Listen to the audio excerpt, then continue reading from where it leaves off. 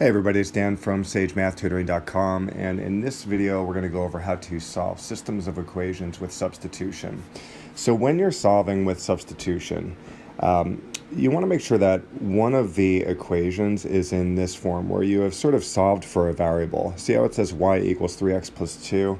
That is always going to be a good step. You want to make sure that it is in a form that looks something like that, because when it says y equals 3x plus 2, it then becomes very easy to substitute that into the other equation. So we're going to do that right now. So substituting into the other equation would look something like this. And what I like to do is just draw these empty parentheses first, because I know that something else is going to go in there shortly. And in this case, what's going to go in here is, of course, 3x plus 2, because y equals 3x plus 2. So that means that this y equals 3x plus 2. So we're going to go ahead and write that. And from there we can simplify everything. We would be distributing that 2. We end up with 6x plus 4 equals 11. And then we have 7x plus 4 equals 11. Subtracting 4 from both sides would give us 7x equals 7. And then from there, dividing both sides by 7 would give us x equals 1. So once you've found one of the variables, you want to be careful because you're actually not done yet. You want to keep going. Basically, you want to plug this into, or I should say substitute this into either of the equations. Now you could pick either of the equations. However, I would actually go with this one right here because it's a really easy substitution. So we're going to take this one over here, and we're going to do that substitution right now. So it's going to be y equals 3 empty parentheses plus 2. Well, what goes in the empty parentheses? That would be a 1. And from there, we end up with y equals 3 plus 2, which everyone knows is 5. And that actually is the answer. So we could say this is the answer right there, where x is 1 and y is 5. Now, for the record, what that means is that, in the system of equations, you have two lines. This is a line, this is a line, and both of these lines could be graphed, and the point of intersection would be 1, 5. So that's how you do that one. Moving on, solve the linear system, x minus 2y equals negative 6, 4x plus 2y equals 4. Okay, well, the difference between this system and this system is that this one's already set equal to, or solved for y over here, whereas this one is not solved for a particular variable. So we're going to have to do the additional step of solving for a particular variable, but that's not really hard. Basically, what we could do in this case is take this one right here. We have x minus 2y equals negative 6, and we could immediately solve for x by adding 2y to both sides. All right, I'm going to assume that my students who are watching this know that, it's just a matter of adding 2y to this side and adding 2y to this side. Adding 2y to this side cancels it out. And then I would pause here. So basically, we still have, in a sense, the same equations, right? This is one equation, and this is the other equation. And now what we're going to do is solve the system by substitution. So what do? We take this one, we rewrite it as 4 times empty parentheses plus 6y equals 4. Well, what goes inside the parentheses? Well, whatever x is, because x goes inside the parentheses. We already discovered that x is equal to 2y minus 6. So we're going to put 2y minus 6 right here, and it would be a matter of substitution. We end up with 8y minus 24 plus 6y equals 4, and that ends up becoming 14y minus 24 equals 4, 14y equals 28, and then dividing both sides equals 2. So that would be the answer to at least the first part of this one, y equals 2. But remember, we're not done yet. Basically, we want to plug this in, or I should say substitute 2 in for y, and I would once again suggest doing it in the equation that you had where it was solved for a variable already, because that's going to be a very easy calculation. So let's do it right now. X equals 2 times empty parentheses. And in this case, it would be a 2 that goes in there. So therefore, X equals, what is it, 4 minus 6. And that, of course, equals -2. So we have -2 as one of the answers as X, and we have +2 as Y. So if you were to write the coordinates of the point of intersection of these two lines, it would be -2, 2. And that's all there is to that one. Moving on. Okay, moving on. So looking at this one right here, we have the cost for website hosting offered by a website hosting company and internet service provider are shown in the table. Find the number of months after which the total cost for website hosting will be the same for both companies. So we need to be clear, this is one company, and this is how much using that company costs, and this row represents another company, and this represents how much using that company costs. These are kind of smushed together very closely, so maybe it's a little hard to kind of see that these are completely different companies in completely different situations, which is why I'm going to label them A and B. This is situation A, this is situation B, and in fact, we're going to call A represents how much using the first company costs. B represents how much using the second company costs. And let's write an equation for A. So we have A equals, and what is it? The setup fee is $10. So let's go ahead and just write that. It's going to be $10. And then it's plus $21.95 per month, right? And the way that I would represent that is $21.95 per month. Well, let's just call that times M, where, M represents how many months gone by. If it's 1 month gone by, then M would equal 1. If it's 2 months gone by, then M would equal 2. If it's 3 months gone by, then M would equal 3, and so on. And looking at website hosting company here, the equation for that would be as follows. We have B equals, well, what is the setup fee? It would be none. So I'll just write 0 for now. And cost per month, that's $22.45. So that's going to be plus $22.45 M for the exact same reason as we did M above. And now I wrote 0 here to provide an apples to apples comparison. However, when we kind of write this, we don't want to leave the 0 there. We could always simplify it to 22.45 M. All right, so I'm actually going to draw this yellow rectangle around both of these. And let's compare them. So we have A equals this, B equals that. This is the cost of using the first company. This is the cost of using the second company. And it completely depends on how many months are going by, right? Now, what do they want? They want us to find the number of months after which the total cost for the website hosting will be the same. So that's the key, is recognizing it will be the same. In other words, when will this cost, when will A be the same as B? And the best way to solve equations like this or systems like this is to force them to be equal to each other and find out what M would be. What value of M would cause this cost to equal this cost? And what that looks like in algebra language is the following. We're going to, in a sense, force equal to B, right? And find out what happens when we force equal to B. Now, I just wrote this equation that represents what we're doing, but this isn't really helpful. What we need to do is recognize that, well, what is A? A is equal to this, right? So I'm going to write that.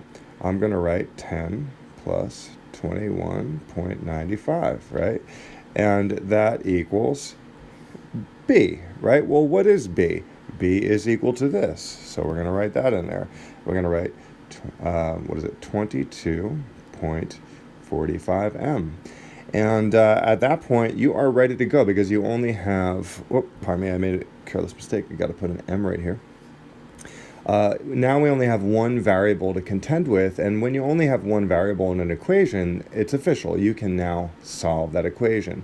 And the way that I would solve this equation is by subtracting 21.95 from both sides.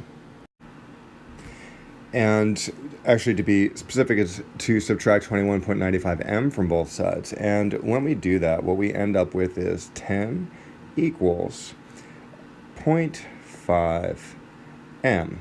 And at this point, I would divide both sides by 0.5 m. So what we end up with as a result of that is m equals 20. So that is literally the answer to the problem, because basically, again, they wanted us to find the number of months after which the total cost for website hosting will be the same. Well, what did we do? We forced the costs of these two companies to be the same, right? And we solved for m. So in other words, we figured out what value of m would result in the cost of company A and the cost of company B being the same. And we discovered that after 20 months, the cost of using both of these would be the same. So the advantages of using both of these would be the same in that 20-month moment. All right, so that's that one. And let's look at the next one right here. So for extremely cold temperatures, an automobile manufacturer recommends that 70% antifreeze and 30% of water mix be used in the cooling system of a car. How many quarts of pure 100% antifreeze and 50% antifreeze and 50% water mix should be combined to make 11 quarts of a 70% antifreeze and a 30% water mix? Okay, so this is a mixture problem. This is a very specific kind of algebra problem that not only requires you to know how to do systems of equations, but it also sort of requires you to know how to do mixture problems. So we're going to go over that right now. Okay, so when dealing with mixture problems, I would suggest going about it with a 3-circle approach. And what I mean by that is you're going to draw 3 circles, because I think it really helps to have this nice visual. All right, and basically what the circle means is, if you look at it, this one is the first mixture. This one right here is the second mixture. And this one right here is the total mixture. So this is sort of the big picture of what's going on. And anytime you have a weird, complicated problem like this, you always want to get clear on the big picture.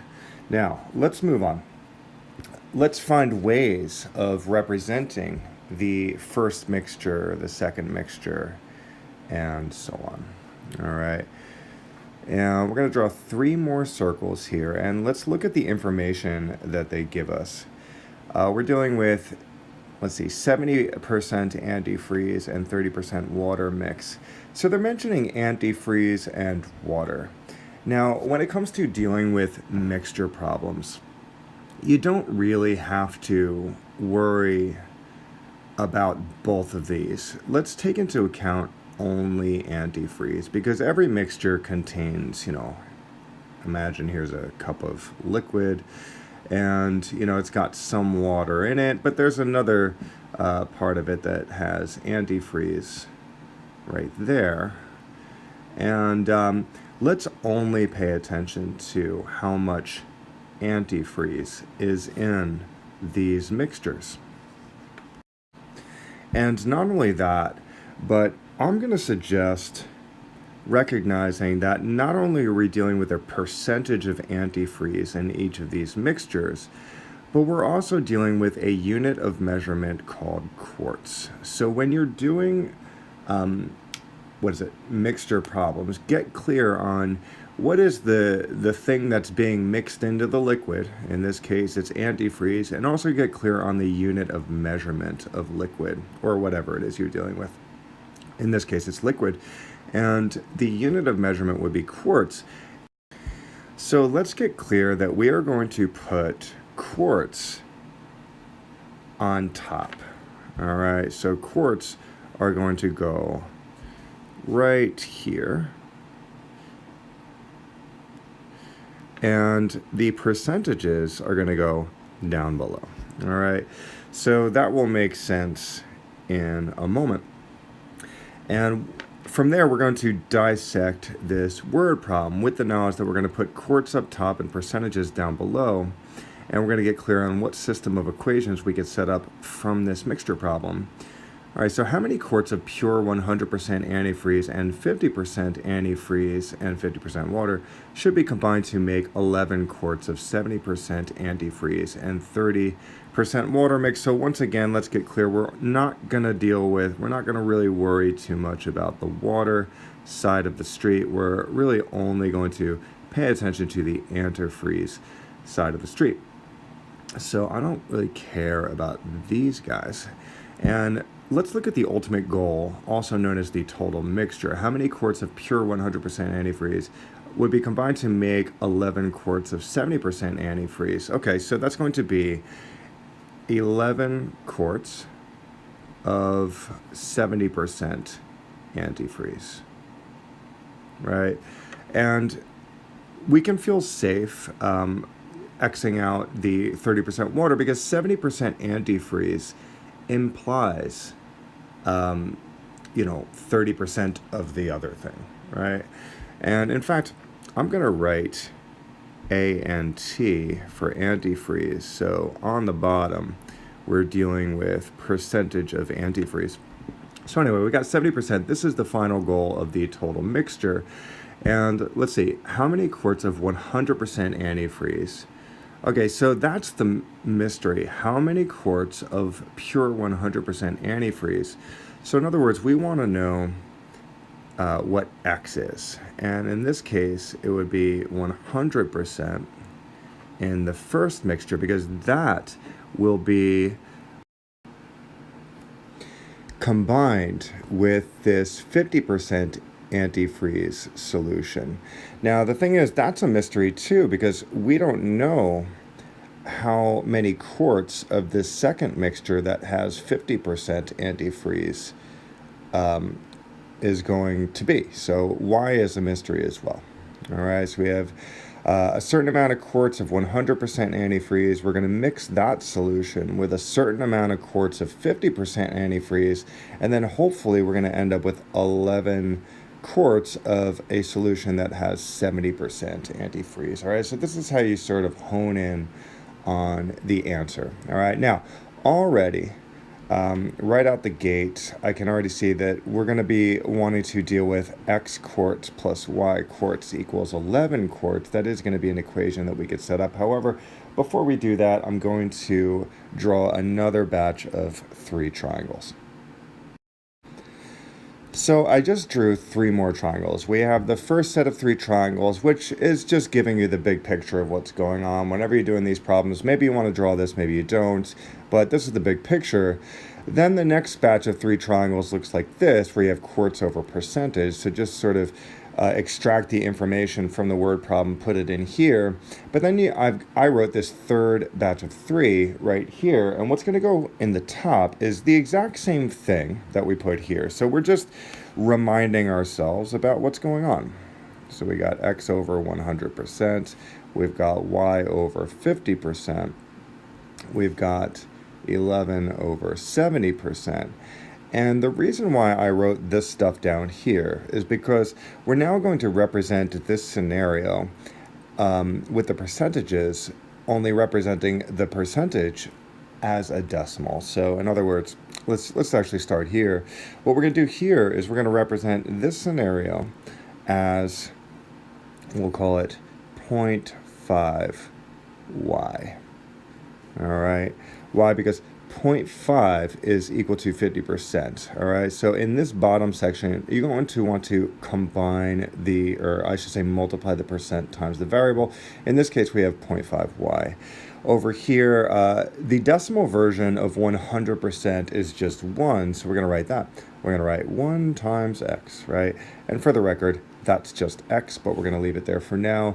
And over here, we will definitely have 0.7 times 11, right? Now, let's get clear about this right now. What is 0.7 times 11? 0.7 times 11 is 7.7. Now, a lot of y'all have calculators, or maybe you could even do it up here, where it's like 11 times 0.7, and you would definitely get 7.7. So I would advise actually writing 7.7 here. You could write this first, but then go ahead and just maybe erase it and write 7.7. So now we're really officially on our way to solving this because we have enough information to set up two equations that will enable us to solve this mixture problem. So once again, first mixture plus second mixture equals total mixture. We immediately did the unit of measurement, the amount of liquid over the percentage of, whatever it is you're focusing on. We chose to focus on antifreeze. We chose to disregard the water thing, all right? Focusing only on the percentage of antifreeze. And then we drew this other thing down here where we repeated the exact same circles up top, but then we did this little multiplication with decimals down below, and it's the decimal version of percentages down below. So now we can totally set up two equations. Now the first equation is derived from looking at this x plus y equals 11.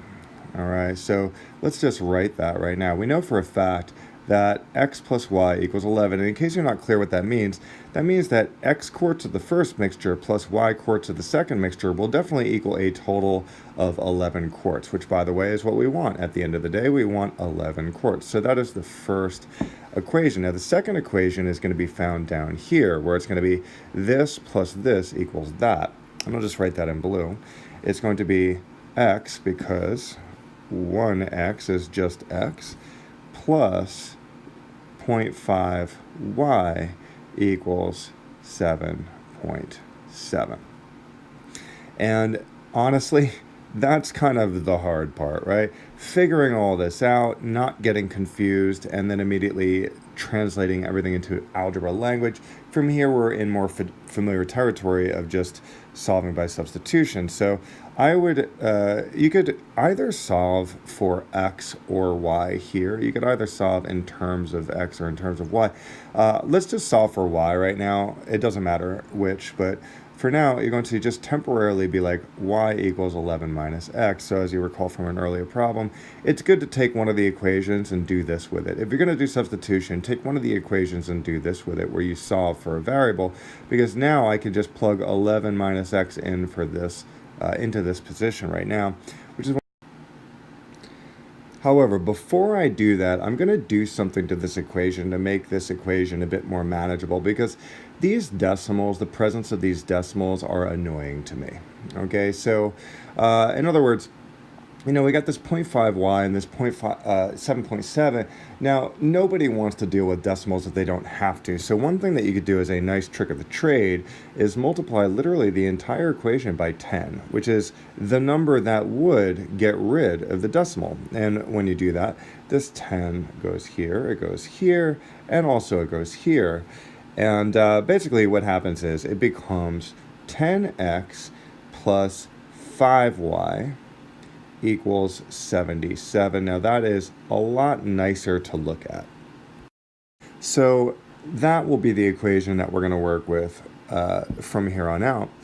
And let's do a little divider. So here we are.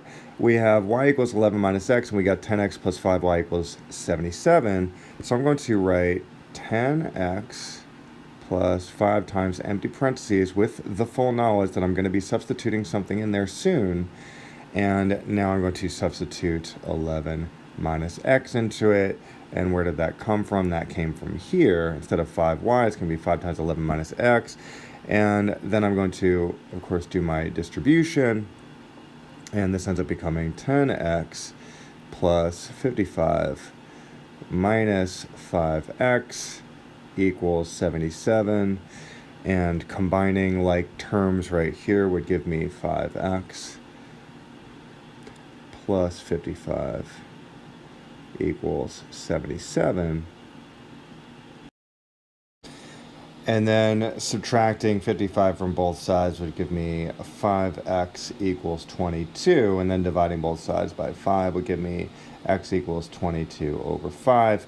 So that is how many quarts of the 100% solution that you're going to use. Now let's find out how many quarts of the 50% solution are you going to use, and that is equal to y.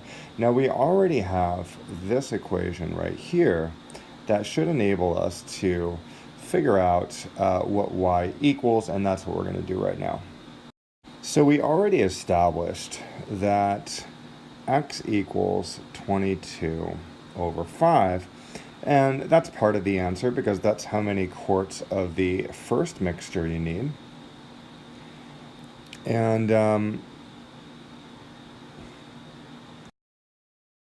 now we're going to find out how many quarts of the second mixture we need. We're going to find y right now. Now the way to do that is to just take this equation and rewrite it such that it's y equals 11 minus empty parentheses. In this case, it would be 22 over 5, right? Now, I would advise doing, finding a common denominator in this case. So we have y equals, what would be a good common denominator would be 5. 5 is already underneath here. Let's have a 5 denominator underneath this term. So we're going to have to turn 11 into 55 over 5, and that's going to be 55 over 5 minus 22 over 5. And what that becomes is y equals, that would be 33 over 5. Now the teacher might want a decimal answer. However, in my opinion, a fraction answer is sufficient. So that is what x equals, and that is what y equals. Moving on. All right, so I would invite everyone watching this to try these problems right now.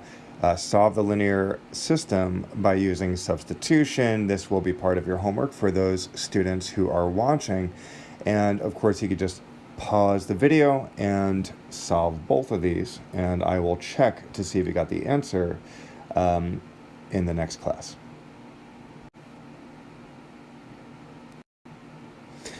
Okay, so I had promised my students that I would give the answer to this riddle where it says step and then pets and then pets. And the answer to this riddle is, of course, 1 step forward, 2 steps backwards. Think about it.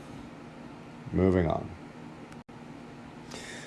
All right, so what do we have here? We have the weekly cost for seasonal produce offered by a club-based and store-based food co-op are shown in the table. Find the number of weeks at which the total cost of weekly produce will be the same.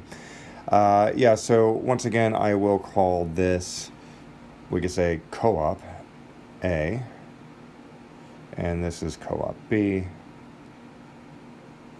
All right, and we already did something like this. We're going to represent the cost of A as $20 plus $15 per week, and we're going to represent B, the cost of B, as 0 plus $17.50 per week. Now, in this one, do I really need to write the 0? Not really. And also, do I really need to write this 0? Not really. So I'm going to rewrite this. So it just says 17.5 W. All right, so it's official. We now have 2 equations that we can work with. This one is just 17.5 W, and this one is just 20 plus 15 W.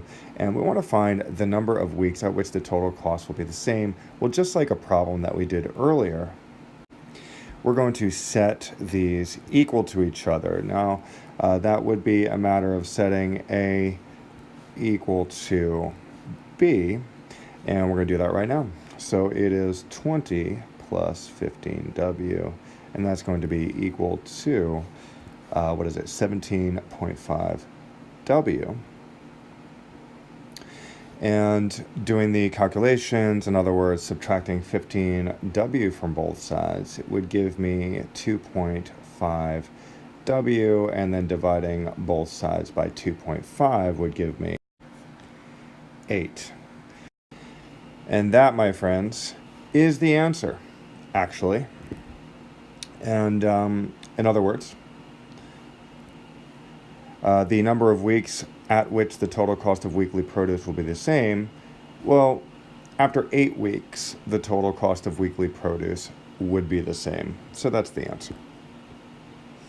All right, this one right here, a chemist needs 15 liters of a 60% alcohol solution. The chemist has a solution that is 50% alcohol. How many liters of the 50% alcohol solution in pure alcohol should the chemist mix together to make 15 liters of a 60% alcohol solution? Well, once again, this is a mixture problem, so let's just be clear. We will have the first mixture plus the second mixture, and that will equal the total mixture. I'll just use F for first mixture, S for second mixture, and T for total mixture. This should be an equal sign. Sorry about that. All right, so getting clear on the first mixture and second mixture and total mixture, we're going to get a little bit more detail going. Let's have the unit of measurement up top. In the last mixture problem, we had quarts up top, and we're going to have the percentage of alcohol down below, right? Now, the final goal is 15 liters of a 60% alcohol solution. So I'm going to write 15 up here because that's the final goal. In other words, the total mixture, we want 15 liters of mixture in general, and we want 60% alcohol solution.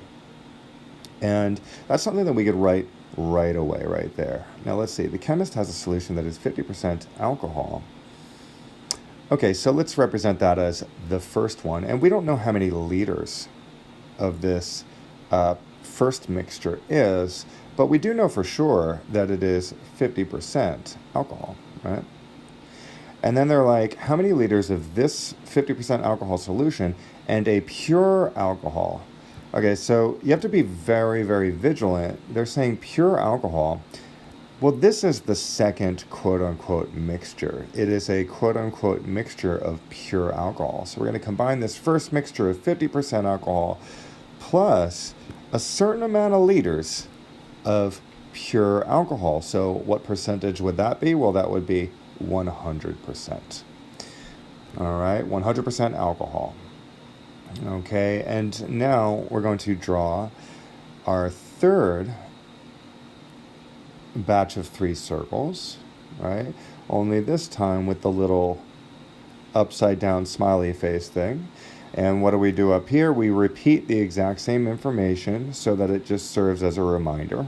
All right, this is the way I like to do it. Listen, if you want to do it a different way and maybe not repeat, that's fine.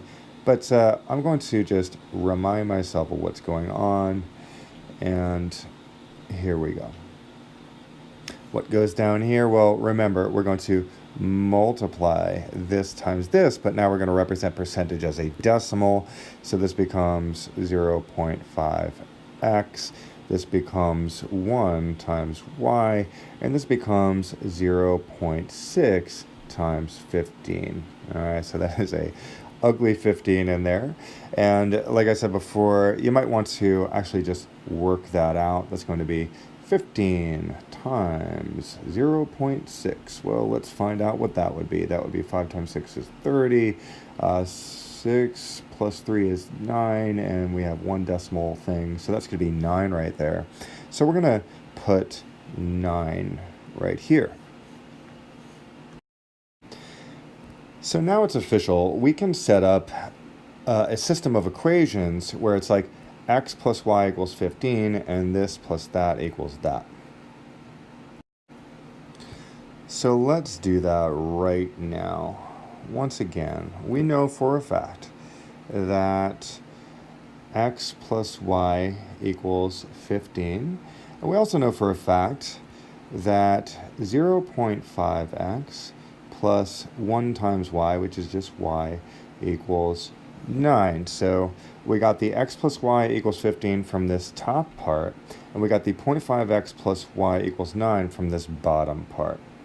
Okay, so again, I don't like these decimals, so let's get rid of them by multiplying the entire equation by 10, because this decimal right here is annoying. All right, so we're going to bring that 10 into all of these right now. And that therefore becomes 5x plus 10y equals 90. So I would suggest that we work with these two equations and then take it from there. Okay, so what we have here is this x plus y equals 15. Once again, when you're dealing with this stuff, you're going to want to solve for one of the variables. We're going to have y equals 15 minus x. We could have done x equals 15 minus y, but we're just going to do y equals 15 minus x because why not?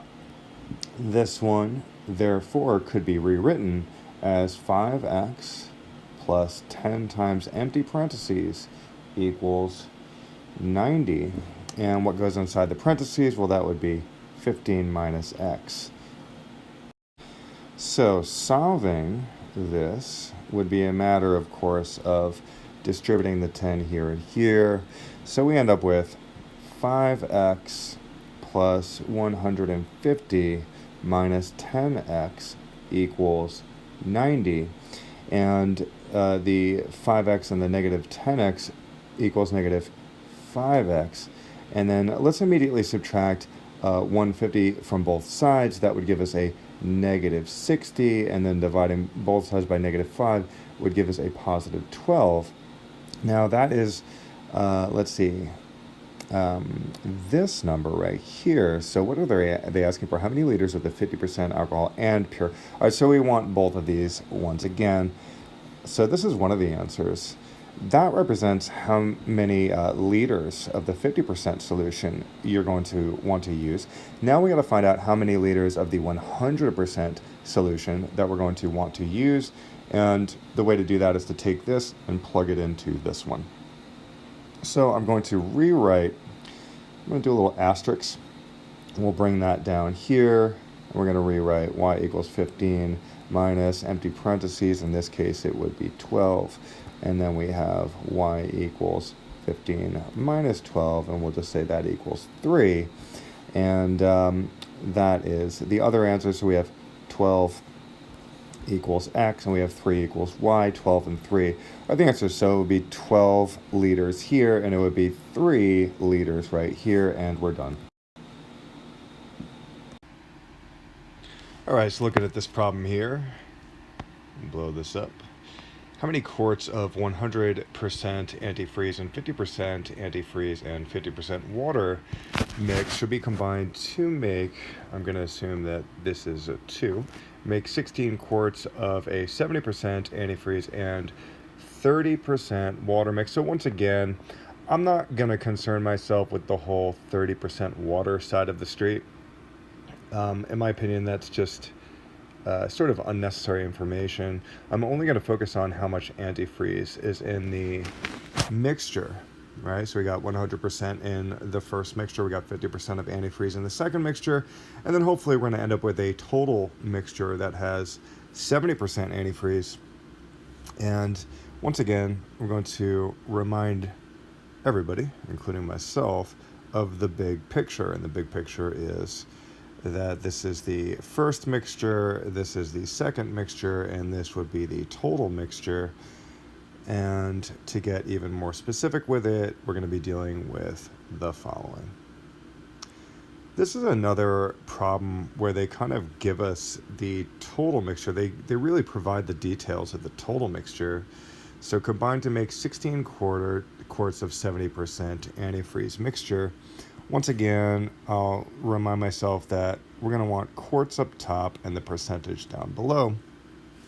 So we're looking for 16 quarts of 70% at the end of the day. And then looking at mixture 1, the first mixture, that's going to be 100% antifreeze. Now, of course, we have the percentage, which is 100%. But we don't know how many quarts we're going to be dealing with there. So that would be an X. And this next mixture, the second mixture, we're going to have 50% antifreeze. And we don't know how many quarts of the mixture we have there either, so we're going to call that Y. So this is pretty redundant. But nonetheless, let's carry on. So we have 3 more circles down here, and this is where the real action is going to take place with the whole sort of upside down smiley face looking stuff. Remember, we're going to just repeat what was already written above. Repeating. 16 and 70%. And then we're going to write the multiplication, only we're going to put this percentage in a decimal form. We're going to put this percent in a decimal form. We're going to put this percent in a decimal form. This ends up becoming 1 times x as a result. This ends up becoming 0.5 times y as a result. And this ends up becoming 0.7 times 16. All right. And let's work out 16 times 0.7 right now. It'll be times 0.7, and of course that'd be 42, carry the 4, 7 plus 4 is 11, and we've got 1 decimal point right there. So that is definitely 11.2, and I say we just replace this with 11.2 just to save room. And now we can very clearly see what our equations could be. And our equations could indeed be, the following. We could take note of the fact that we know that x plus y is going to equal 16, so we will write that over here. We know that for sure. And we could also take advantage of the fact that we know that 1x plus 0.5y equals 0.7 times 16, which we already discovered was 11.2, and I just changed it right now. So let's write that one too. We've got x plus 0.5y equals 11.2, and I say we go ahead and just multiply that entire equation by 10, and that ends up becoming 10x plus 5y equals 112. At this point, I would rewrite this equation right here as y equals 16 minus x, and therefore we could put that into this one where it's like 10x plus 5 times some number equals 112, and of course that number is 16 minus x. Working this one out, we end up with 10x plus 50 plus 30, that would be 80, minus 5x equals 112. So when I said 50 plus 30, that was me just working out 5 times 16 in my head. 5 times 10 is 50, plus 5 times 6 is 30, and 50 plus 30 is 80. That's a way to do some mental math sometimes. So we have 5x plus 80 equals 112. Subtracting 80 from both sides would give us 5x equals 32. And dividing both sides by 5 would give us x equals 32 over 5. And it's kind of an ugly number, but as far as I know, the calculations are correct. And then it would just be a matter of plugging 32 over 5 in for x right here. And I say we go ahead and just do that right now. We'll bring this up here, and we're going to say y equals 16 minus what? 32 over 5. And let's see. You know, we haven't really done any decimals yet, so let's see the decimal equivalent of 32 over 5. That's 6.4, so we're dealing with 16 minus 6.4, which is 9.6. So we can say that y equals 9.6, and we can say that x equals, we could say 6.4 or 32.5. So, I'll write 6.4 here too, because that's equal to 32.5. As a final answer, one thing you could write is 6.4 comma 9.6, and that would be the answer. So let's take a look at this next one right here. All right, you are making 6 quarts of fruit punch for a party. You want the punch to contain 80% fruit juice. You have bottles of 100% fruit juice, 20% fruit juice. How many quarts of 100%? Blah, blah, blah, blah. I mean, we basically know exactly where this is going. I'm only going to do 2 rows of these 3 circles because I believe that everyone sort of gets the hang of what I've been doing before everyone sort of understands the big picture. So let's take a look. Do they give us the total mixture in the problem? How many quarts of 20? 6 quarts of 80%. Yeah, so once again, very redundant situation. It will definitely be quarts over percentage though. And we're going to say 6 over 80%. And let's see, we have 100% fruit juice here. We've got 20% fruit juice here. And once again, we have our X, we've got our Y. Making another batch of 3 circles, this time with the frowny, sad face situation. We're going to rewrite what we wrote above. So we got our Y and 20%.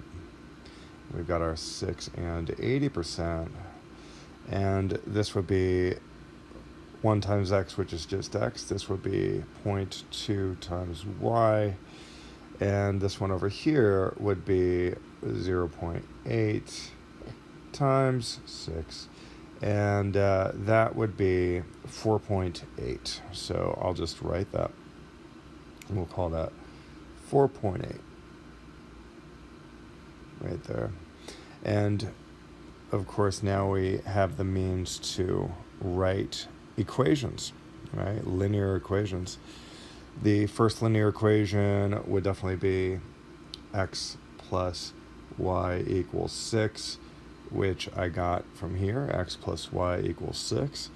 The next linear equation would be x plus 0.2 y equals 4.8. Let's multiply this entire thing right now by a 10, and that would give us 10x plus 2y equals 48. Working with this one right here, we could rewrite this as y equals 6 minus x, and therefore we could use substitution to plug that into this one. And we're going to put inside those empty parentheses 6 minus x, and we'll bring it down here. We'll do a little divider. And going over here, we've got 10x plus, I believe everyone watching can probably do the distribution. 48, we end up with 8x equals, I'm just going to do 2 moves at once. I'm not only combining 10x minus 2x, but I'm also just going to subtract 12 from both sides right now, sort of saving time, and that gives us 36. So this ends up becoming x equals 36 divided by 8, and 36 divided by 8, we'll do decimals at this point. That's going to be 4.5. All right, so that is what x equals. We'll put a red box around it to really showcase it. And then when it comes to what y equals, we could take this one and bring it down here, and that would be y minus 6 times, or y equals 6 minus whatever x is, and we just discovered x is 4.5.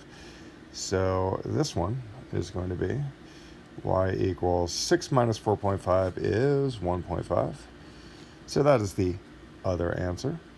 And then at the end of the day, if you want to really get on your teacher's good side, you could write the answer. I'm going to bring in a different color this time.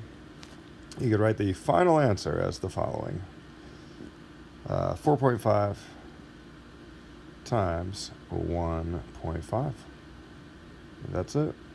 Bam. So that's that one. All right. A lot of problems, let me tell you. Whew. So let's look at this one now. Oh, it's a money problem. At least it's different. So Katie has $4.50 in dimes and quarters. She has 3 more dimes than quarters. How many quarters does she have? Okay.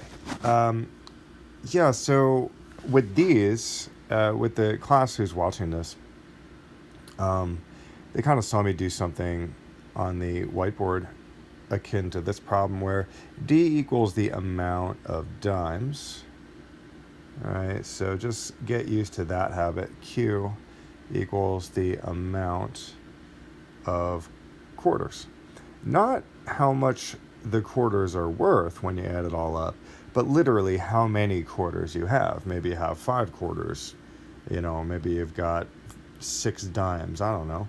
If you had 6 dimes, it certainly would be 60 cents. If you had 5 quarters, that certainly would be, $1.25.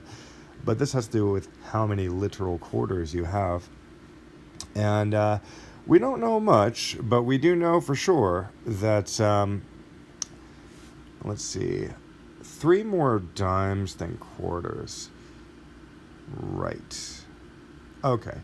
You have to be very careful with this wording here. What this means is, you've got a certain amount of quarters, and that plus 3 is going to be dimes. All right. So once again, if you have 3 more dimes than quarters, that means that you have a certain amount of quarters, right? And if you were to add 3 to that amount, that would give you how many dimes you have. All right. So how many dimes do you have? Well, the same amount of quarters plus an additional 3. All right. So be super careful with that. That kind of takes practice. 3 more dimes than quarters. So just stare at this equation and stare at this line until it clicks in your brain, basically. All right. In a way, it's almost the opposite of what you would think it would be, because it's like 3 more dimes. So you would think that dimes and 3 would be on the same side of the equal sign, but it actually ends up being the opposite of what you would think, in that the 3 gets paired with the quarters on one side of the equal sign, and then you have this dimes completely by itself. So just be very, very meticulous with this sentence and translating it. But regardless, it's important to recognize this equation. Okay, that's one of the equations in the system that we need. Now, the other thing that we need is, in this scenario, it's like $4.50 in dimes and quarters. Well, this is a classic example of where now we're dealing with, how much money, how much is this stuff worth? And it's really good to get clear, that $4.50, well, how many cents is 1 quarter worth? Well, that would be 25 cents. How many cents is 1 dime worth? Well, that would be 10 cents. So what you could do is you could write your other equation. So here's one equation right here. We're going to write the other equation down here. The other equation would be, let's see. It's like 25 cents times however many quarters you have, plus 10 cents times however many dimes you have, and that's definitely going to give you $4.50. Now, similar to the last mixture problems, I don't want to deal with these decimals, so I'm going to multiply everything by 100, and that will distribute into this whole thing. But the purpose of that, as many of you could probably tell, is it would move this decimal place over 2 times. So let's do that. 25Q plus 10D equals 450. To me, that's a little bit easier on my brain to think about. Now, in this equation, we already have D equals blah, blah, blah, blah. So it's already solved for D over here, which makes things a lot easier, where we could just substitute, Q plus 3 in for this D. So I say let's do that right now. We've got 25Q plus 10 times, we'll call it empty parentheses for now, equals 450. What goes inside those parentheses? Well, that would be Q plus 3. Where did we get that? From here. And going through the motions would give us 25Q plus 10Q plus 30 equals 450. Combining like terms would give us 35Q. And let's just subtract 30 from both sides. That would give us 420 over here. And then we could say that I'm running out of room, so I'm just going to bring everything over here. Q would therefore equal 420 divided by 35. And that is 12. So you got 12 quarters. The fact that this is a whole number is a really good sign, because it would be a cause for concern if you had a decimal there, because, imagine it was like 12.5. Well, it's like impossible to have like 12.5 quarters. That would be ridiculous. So this should definitely be a whole number. That's a good sign that I did it right. Okay, now if Q is 12, well, all we got to do is go back up to this equation, which is, in my opinion, is the easier equation. Replace Q with 12, and then just be like plus 3 equals D. Well, clearly D is 15. All right. So that is the answer. We have 15 dimes. We got 12 quarters. Could we represent that as like, an XY coordinate thing? Sure, but at the end of the day, the question just wants how many quarters. All they ask is for quarters, actually, so just 12. That would have been enough. I kind of went overboard by finding out how many dimes, but whatever. At least you know how to do it. So all they wanted was quarters, so the answer is 12. Okay, and this is the final problem, which is a drummer is stocking up on drumsticks and brushes.